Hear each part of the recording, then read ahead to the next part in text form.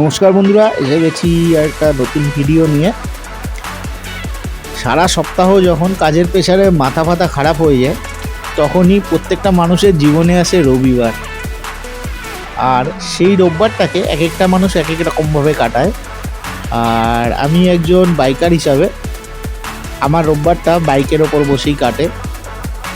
তো সেরকমই কোনো একটা রোববারে আজকে বেরিয়ে পড়েছি আমার বাহনে করে এক অজানা জায়গার উদ্দেশ্যে।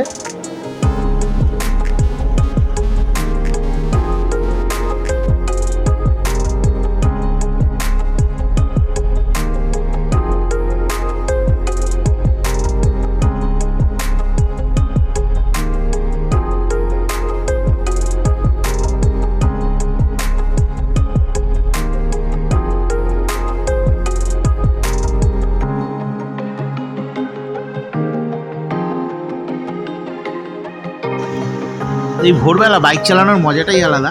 চারপাশের পরিবেশ এত সুন্দর থাকে, আর রাত্রেবেলা যে কুয়াশা পড়ে তাতে এই গাছের পাতাগুলো ভিজে থাকে, তো এর গ্রিনেজ ব্যাপারটা আরও বেড়ে যায়। আর রাস্তা পুরো ফাঁকা থাকে, চারপাশের পরিবেশটা কি সুন্দর দেখুন। ও আর আজকে আমরা যাব হচ্ছে জয়পুর ফরেস্ট। তো বনে বাজারে ঘুরে বেড়াবো, আর অবশ্যই যাব সেই চাতালে, মানে দ্বিতীয় বিশ্বযুদ্ধের সময় যে ব্রিটিশ আরও বেস ছিল। তো যেতে যেতে পড়লো এই একটা নদী, এটা মেবি তারকেশ্বর নদী হবে। জল রয়েছে কারণ বর্ষা চলছে, তো সেই কারণে এই নদীতে জল দেখা যায়। অ্যাকচুয়ালি এটা বৃষ্টির জলে পুষ্ট নদী, অন্য সময় এখানে জল পাওয়া যায় না। আর বাঁকুড়া সবাই জানি আমরা যে প্রচণ্ড পরিমাণে খরা হয় গ্রীষ্মকালে। তো রাস্তাঘাট খুব সুন্দর, আমরা অলরেডি তারকেশ্বর পার করে গেছি।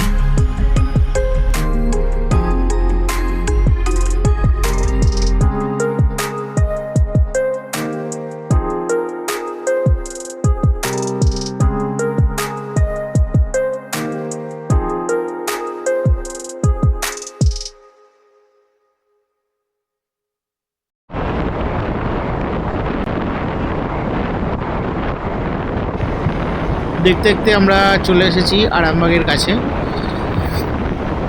তো আমরা এগিয়ে যাচ্ছি কতুলপুরের দিকে। কতুলপুরের পরই হচ্ছে জয়পুর ফরেস্ট। রাস্তাঘাট এখনও ফাঁকা, বেশি সময় হয়নি, এখন হয়েছে সকাল 8টা বাজে।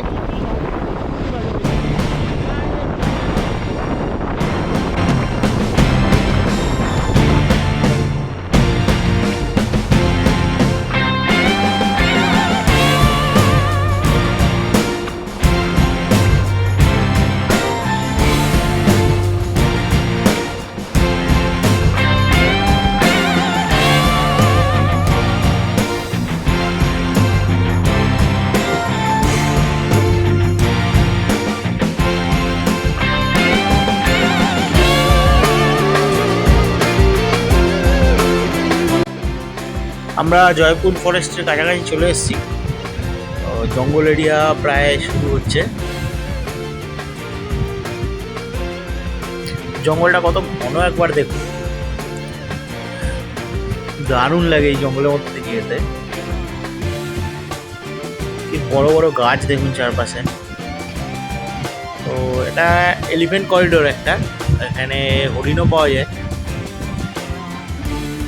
রাত্রেবেলা সাইটিংয়ের চান্সটা বেশি থাকে এখানে, কারণ দিনের বেলা গাড়ি ঘোড়া যাতায়াত করে বলে অতটা দেখতে পাওয়া যায় না। আর বর্ষার জল পেয়ে যেন জঙ্গলের গ্রিনেজ ব্যাপারটা আরও বেড়ে গেছে। সামনের রাস্তাটা দেখুন, অনেকটা মালভূমির মতো ফিলিংস আসছে, উঁচু নিচু উঁচু নিচু, দারুণ রাস্তাঘাট। ওফ নাইস।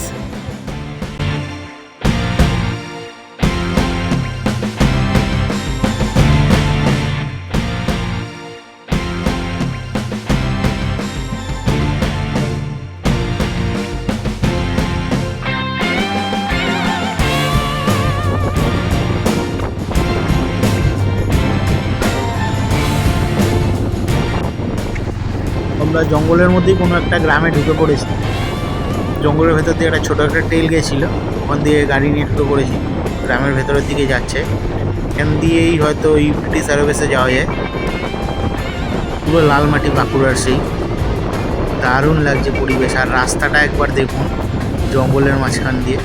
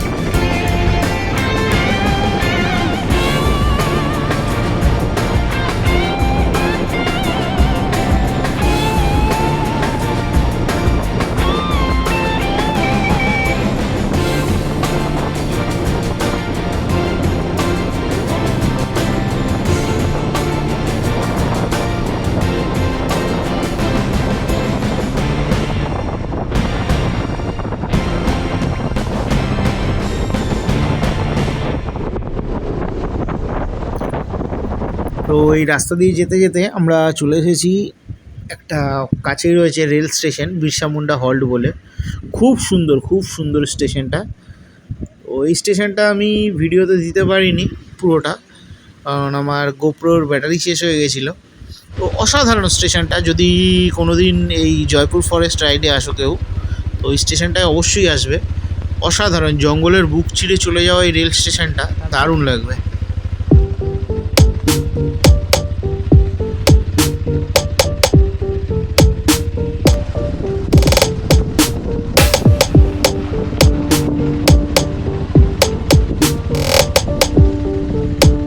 জঙ্গলের মধ্যে ঘোরার মজাই আলাদা বল। জঙ্গলে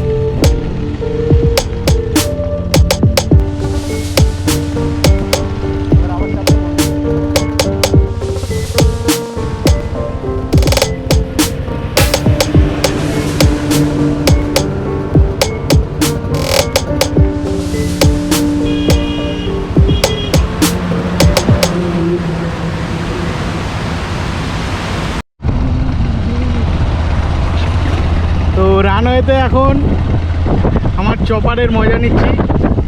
এই হচ্ছে আমার চপার, মানে আমার অ্যাভেঞ্জার বাইক। রানওয়ে দিয়ে প্লেন চলেছে শুনেছি, এই প্রথম রানওয়েতে এখন আমি বাইক চালাচ্ছি। একটু পরেই টেক অফ করবো।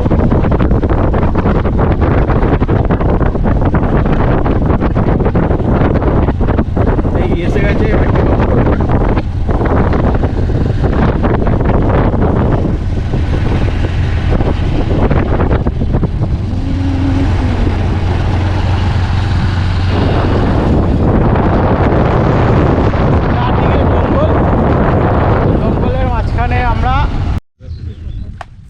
আমরা এখন রয়েছি জয়পুর ফরেস্ট, মানে বিষ্ণুপুরের ব্রিটিশ এয়ারবেসে। এই হয়েছে সেই দ্বিতীয় বিশ্বযুদ্ধের সময় ফাইটার জেটের জন্য যে তৈরি হয়েছিল এয়ারপোর্ট, সেই এয়ারপোর্টে রয়েছি। এই এয়ারপোর্টের এটা হচ্ছে 360 ভিউ। আর এই রয়েছে আমার গাড়ি এখানে দাঁড়ানো। তো আমার গোপ্রোতে প্রবলেম করছিল, আমি এই নিয়ে 3 বার আসলাম কিন্তু শ্যুট করতে পারিনি, অর্ধেক শ্যুট করেছি। তো জানি না কী প্রবলেম করছিল গোপ্রোতে। তো ডাইরেক্ট অর্ধেক রোডের ফটো কিছুটা নিয়েছি। তো একটা স্টেশন আছে সামনে বিরসা মুন্ডা হল্ট, সেই হল্টেই যাবো, ওই ফটোটাও নিতে হবে। আর এই হচ্ছে সেই ব্রিটিশ এয়ারবেস। এর আগে এসেছিলাম এক বন্ধুকে নিয়ে, তার আগে আমার পার্টনারকে নিয়ে এসেছিলাম, আর আজকে এসেছি আমার বোনকে নিয়ে।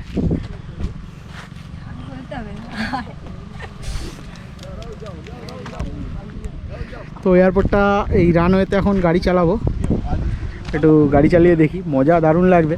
গাড়িটাকে এই ছায়া দাঁড় করেছি একদম এয়ারপোর্টের মাঝখানে, পরিত্যক্ত এয়ারপোর্ট মাঝখানে, একদম এয়ারপোর্টের একদম মিডিল পজিশনে একটা গাছ উঠেছে, খুব সুন্দর লাগে। এই হচ্ছে গাছটা, আকাশ পুরো নীল, দারুণ লাগছে। তো একটু যাই বিষ্ণুপুরে এয়ারপোর্ট দিয়ে একটু বাইকটা রান করিয়ে দেখি। তো তারপর যাব সেই বিরসা মুন্ডা হল্টে।